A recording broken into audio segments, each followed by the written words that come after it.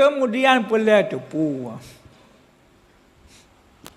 Sebayang 5 derajat. Han. Yang habis ayo derajat sebayang Jumaat. Yang ulai yang go. Ulai sebayang Jumaat. 2 rakaat dan sebayang Jumaat tengku. Sabing ibadat 200 tahun tu. Kan 20 tahun 200. Namu 200 tahun. 2 Buddha lagai. Ulai yang sebab ulai uro Jumaat, ulai urau. Bina uro tu minggunya habis hari Jumaat. Uro Jumaat pegat Nabi Adam. Uro Jumaat tamang syurga Nabi Adam. Uro Jumaat tengah uro Buddha di kubur masing-masing. Uro Jumaat dah kira uro tak Tuhan. Hana uro nya lebih agak uro Jumaat tu. Ya mana. Apalagi uro Jumaat tamano. Tapi iya no sunajak tu masjid. Tajak ra wajio. Mina dah boh ra rayo tajak tu beto. Kembali tap wa tanya. Tu tap wa menupak baru.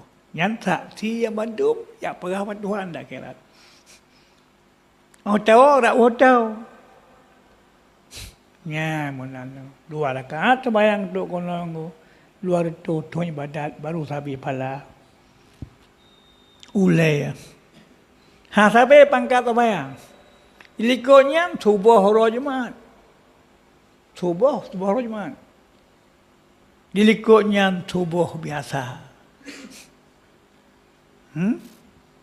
Ikutnya sembahyang Isya. Ikutnya sembahyang Asar. Ikutnya sembahyang Luhur. Yang tulut tak sembahyang Maghrib. Tunggunya. Tulut. Sembahyang nama hotajo, kemudah orang tim. Mudah orang tim sebab nama hotajo. Sabar dia yang mana be? Ayu salah fudal. Asul. Dah sembahyangnya begot. Ahmaduha. Dah yang cukup jera daripada pegot nyanya birah payah pala. Maka dia jemaah lohor ju. Dia jemaah subuh ju. No sama-sama terasang bekerja bang sebuah pakai tertarik je habis mangat isanya daripada jom sama langkau ke leh likut tu maka nyannya beri pada tubuh sebab jerat ya apa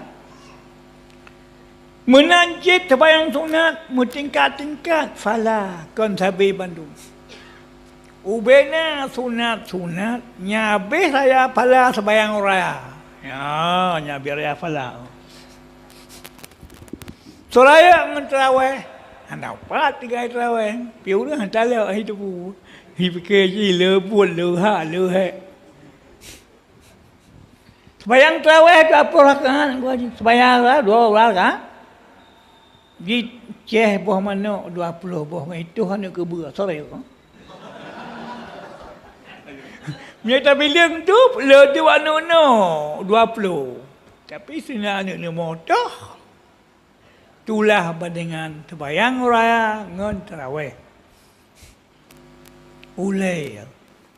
Puraya pitah, puraya haji. Ilikotnya sembahyang rawatib. Ya ilikot mana? Ilikotnya sembahyang witir. Yang kaya likul-likul laju. Menyamanaluan kesimpulan, sembahyang 5 hala sabi pangkat, sembahyang sunat pun hala sabi pangkat. Ajalah, yang baik pegah sampai sembahyang tarawih, lebih raya pahala sembahyang raya tuji. Tak bilang. Tuan tahajud.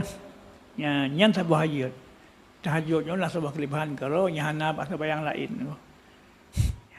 Kau apa?